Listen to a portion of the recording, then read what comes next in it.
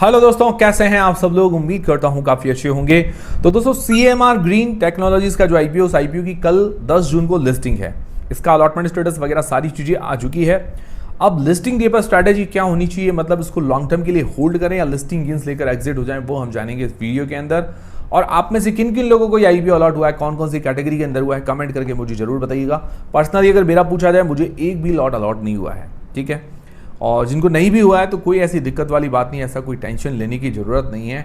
काफ़ी लोग क्या करते हैं कि थोड़ा नज़र रखते हैं ज़्यादा, तो लिस्टिंग वाले दिन भी उसको बाय करके 4-5% का कभी कभार गेन कर लेते हैं। तो उसके बारे में भी हम जानकारी ले लेंगे इस वीडियो के अंदर। उसके अलावा हेक्सागन आईपीओ आखिरी दिन काफ़ी अच्छा सब्सक्रिप्शन देखने को मिला है, बट इसकी जीएमपी में ज़बरदस्त गिरावट देखने को मिली है। उसके पीछे का कारण क्या है और सब्सक्रिप्शन वगैरह कैसा रहा, अलॉटमेंट स्टेटस वगैरह भी जानेंगे कि भाई 100 में से कितने लोगों को इसका अलॉटमेंट वगैरह मिल सकता है, वो सारी चीज़ें जानेंगे इस वीडियो के अंदर। उसके अलावा मार्केट की बात करें तो आज मार्केट में वापस रिकवरी देखने को मिली है।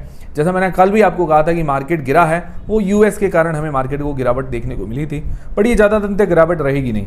तो आज वापस मार्केट में रिकवरी देखने को मिली है। और ऐसा नहीं है कि मार्केट ये रिकवर लगातार चलता रहेगा कि भाई ग्रीन सिग्नल पर ही चलेगा, ऐसा नहीं है।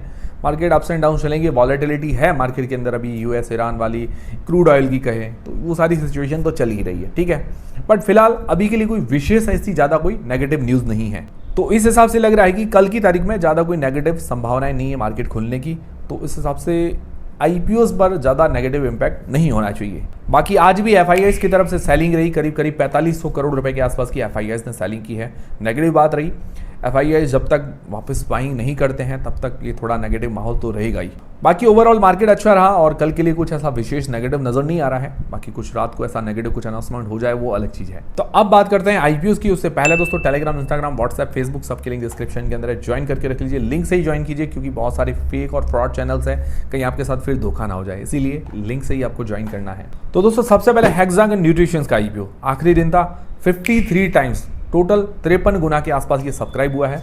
बढ़िया सब्सक्रिप्शन है, ठीक है। ओवरऑल सब्सक्रिप्शन काफ़ी अच्छा देखने को मिला है और करीबन 5000 करोड़ रुपए से ऊपर लगभग 5200-5300 करोड़ रुपए के आसपास पैसे लग चुके हैं इस आईपीओ पर। बढ़िया बात है। आप में से किन किन लोगों ने अप्लाई किया, कौन कौन सी कैटेगरी में किया, कमेंट करके जरूर बताइएगा। मैंने स्मॉल HNI कैटेगरी के अंदर एक लॉट, बाकी लगभग 5 लॉट मैंने रिटेल कैटेगरी के अंदर अप्लाई किए हैं, ठीक है, घर के अलग अलग फैमिली मेंबर से। और काफ़ी लोग पूछ रहे हैं कि भाई हम एक ही UPI ID यूज़ करते हैं तो रिजेक्ट हो जाते हैं। तो एक UPI ID यूज़ मत कीजिए। जिनका डीमेट अकाउंट है, जिनका पैन कार्ड नंबर है, उनकी ही UPI ID आप यूज़ कीजिए, ताकि क्या है कि रिजेक्शन ना हो, ठीक है। बाकी आजकल एप्लीकेशंस वगैरह जो होती है नेट बैंकिंग की, जैसे यूनियन बैंक है, कोटक महिंद्रा, इन काफ़ी जगह डायरेक्ट आप क्या करें, अपना डीमेट अकाउंट ऐड करके वहाँ से भी अप्लाई कर सकते हैं। आपको UPI का रिक्वेस्ट की भी जरूरत नहीं पड़ी। तो ओवरऑल अगर देखा जाए तो QIBs की तरफ से इस आईपीओ के अंदर कम सब्सक्रिप्शन देखने को मिला। 19 गुना के आसपास QIBs, मतलब 20 गुना के आसपास मान के चले कि QIBs ने सब्सक्राइब किया है। करीबन 550 करोड़ रुपए 550 करोड़ रुपए के आसपास QIBs के द्वारा लगे हैं। तो QIBs की तरफ से सिर्फ 10% अमाउंट लगा है, तो बहुत कम है। हालांकि जब भी देखा जाए तो QIBs की तरफ से ओवरऑल 70-80% जैसा अमाउंट सिर्फ QIBs की तरफ से लगता है। इस बार इस आईपीओ के अंदर कम देखने को मिला, ये थोड़ा सा नेगेटिव है। मुझे लगता है इस कारण जीएमपी में हमें गिरावट देखने को मिली होगी। जो ज़्यादा पैसा लगा है वो NIIs ने पैसा लगाया है। नॉन इंस्टीट्यूशनल इन्वेस्टर्स लगभग 160 गुना से ऊपर उन्होंने सब्सक्राइब किया है। उनके द्वारा करीबन 3300 करोड़ रुपए के आसपास पैसा लगा है। रिटेलर्स ने 26 गुना के आसपास सब्सक्राइब किया है। 1300 करोड़ रुपए के आसपास रिटेलर्स ने पैसे लगाए हैं। ओवरऑल सब्सक्रिप्शन बढ़िया है, पर QIBs की तरफ से ज़्यादा रिस्पांस देखने को नहीं मिला, जैसा नॉर्मल आईपीओस में CMR में भी देखने को मिला था। अगर मुझे लगता है QIB ज़्यादा एक्टिव रहते तो ये 100 गुना से पार ये भी हो जाता आईपीओ। अब इस आईपीओ के अंदर हमारे अलॉटमेंट की चांसेस कितने हैं, मतलब 100 में से कितने लोगों को इस आईपीओ का अलॉटमेंट मिल सकता है। तो देखिए, जो 10 लाख से ऊपर की एप्लीकेशन है बिग HNI कैटेगरी, उसके अंदर करीब करीब जो चांसेस है 3% के आसपास, 100 में से 3 लोगों को इसका अलॉटमेंट मिल सकता है। फिर जो स्मॉल HNI कैटेगरी है, जो 2 लाख से 10 लाख के बीच की एप्लीकेशन होती है, उसके अंदर करीब करीब 1% के आसपास चांसेस है, 100 में से 1 लोग को इसका अलॉटमेंट मिल सकता है। फिर जो रिटेल कैटेगरी है, मतलब जो 2 लाख से नीचे की एप्लीकेशन होती है, उसके अंदर करीब करीब चांसेस है 5% के आसपास, 100 में से 5 लोगों को इसका एक अंदाजन अलॉटमेंट मिल सकता है। एक अंदाजा बता रहा हूँ, लगभग, ठीक है ना। इसमें काफ़ी लोगों की एप्लीकेशन रिजेक्ट भी होगी, काफ़ी लोगों ने ज़्यादा लॉट भी अप्लाई किए होंगे, उस हिसाब से एक रफली कैलकुलेशन है। अब इसका जो अलॉटमेंट स्टेटस है के फिनटेक की वेबसाइट पर कल की तारीख में 10 जून को देखने को मिल जाएगा। जो पिछला सीएमआर का के फिनटेक रजिस्टर था, इसका भी रजिस्ट्रार के फिनटेक है, उसके अंदर हमें अलॉटमेंट स्टेटस देखने को मिल जाएगा। बाकी टेलीग्राम व्हाट्सएप चैनल पर मैं आपको अपडेट कर ही दूंगा, उनको ज्वाइन करके रख लीजिए ताकि वहां पर आपको अपडेट्स मिलते रहें, कोई भी अपडेट मिस ना हो। अभी इसकी करीब जीएमपी बता रही है 5% के आसपास, करीबन 3 रुपये पर शेयर, मतलब जीएमपी के अंदर गिरावट देखने को मिली है। और मैंने आपको कहा भी था जब हमने डिस्कस किया था, ये जो हम पैरामीटर्स डिस्कस करते हैं उसके अंदर हमने कहा भी था कि अगर जीएमपी के पैरामीटर को हम जीरो कर ले, मतलब जीएमपी हटा दें, तो भी इसकी रेटिंग 2 बनती है, मतलब न्यूट्रल रेटिंग बन रही थी। ठीक है, ओवरऑल फंडामेंटल्स के हिसाब से ज़्यादा रिस्क नहीं है। हाँ, मैंने आपको ये भी कहा था रिस्क मैनेज करते हुए आपको चलना है कि भाई हम ज़्यादा लॉट लगा रहे तो थोड़ा सा हम कम करते हुए चल सकते हैं, तो थोड़ा रिस्क मैनेज करते हुए चलेंगे। और मार्केट भी की कंडीशन भी ऐसी है तो रिस्क मैनेज करना ज़्यादा सही है। ठीक है, इतना हाई रिस्क वाला नहीं लग रहा है कि भाई कोई हमें कुछ भी नहीं मिलेगा, ऐसा भी नहीं लग रहा है। देखते हैं आगे क्या होता है, कैसी लिस्टिंग होती है। फिर दोस्तों सीएमआर ग्रीन आईपीओ, जिसकी लिस्टिंग कल की तारीख में 10 जून को है। नॉर्मली 9 बजे मार्केट खुलता है, 10 बजे कोई भी आईपीओ की लिस्टिंग होती है। उससे पहले आप प्री मार्केट के अंदर ऑर्डर लगा सकते हैं 9:35 से 9:45 के बीच में, जिसको पहले सेल करना बाय करना वो कर सकते हैं। ठीक है, अब इसकी अंदाज़ा लिस्टिंग प्राइस क्या हो सकती है, एक अंदाज़ा है, फिक्स चीज़ नहीं है और कोई भी बाय सेल का रिकमेंडेशन नहीं है। इस चीज़ के आप भरोसे मत रहिएगा। जो जीएमपी वगैरह चल रही है उसके अनुसार हमें कैलकुलेशन करके एक अंदाज़ा लगा रहे कि ये इस अनुसार इसकी लिस्टिंग हो सकती है। इस चीज़ के फिक्स भरोसे नहीं रहना है, ये चीज़ आप दिमाग में रखते हुए चलिएगा और डिसीजन आप अपनी रिस्क अपना एनालिसिस लगा के ही बनाइएगा। कोई भी आपको सेल करना बाय करना वो आपको खुद को सोचना है। तो ये 192 रुपीज़ के अंदर हमें अलॉट हुआ है करीब करीब। ठीक है, तो ये 192 रुपीज़ हो गया। अब जो जीएमपी बता रही है करीब करीब इसकी अभी आज की तारीख में लेटेस्ट देखें तो जब मैं वीडियो बना रहा हूँ करीबन 7 से 8 बजे के बीच में, तो 68 रुपीज़ के आसपास इसकी जीएमपी बता रही है। उस अनुसार अगर देखा जाए तो 260 रुपये के आसपास लिस्टिंग होने की एक संभावना नज़र आ रही है। ठीक है, बट हम मार्केट की कंडीशन अगर देखें या थोड़ा बहुत मार्केट ऊपर नीचे रहा तो मुझे ऐसा लग रहा है 230 से 260, मुझे 260 से ऊपर लिस्टिंग होने की संभावनाएं थोड़ी सी कम नज़र आ रही है। ठीक है, हो जाए तो बढ़िया बात है, ऐसा नहीं है कि भाई ना हो, क्योंकि बहुत दिनों बाद आईपीओ आ रहा है तो हो भी सकता है कि ज़्यादा रिस्पांस मिल जाए। बट मुझे ऐसा लग रहा है कि 230 से 260 के बीच में एक लिस्टिंग होनी चाहिए, ये बात है। तो लिस्टिंग गेंस जो मिलने की संभावना है ऐसा लग रहा है कि 20 से 35% के बीच में। बड़ा गैप इसीलिए ले रहा हूँ क्योंकि मार्केट में वॉलेटिलिटी भी ज़्यादा है और आईपीओ मार्केट के अंदर भी सेम ऐसा ही है। ठीक है ना, जीएमपी के पूरे भरोसे हमको नहीं रहना है। तो 20 से 35% की मुझे उम्मीद नज़र आ रही है।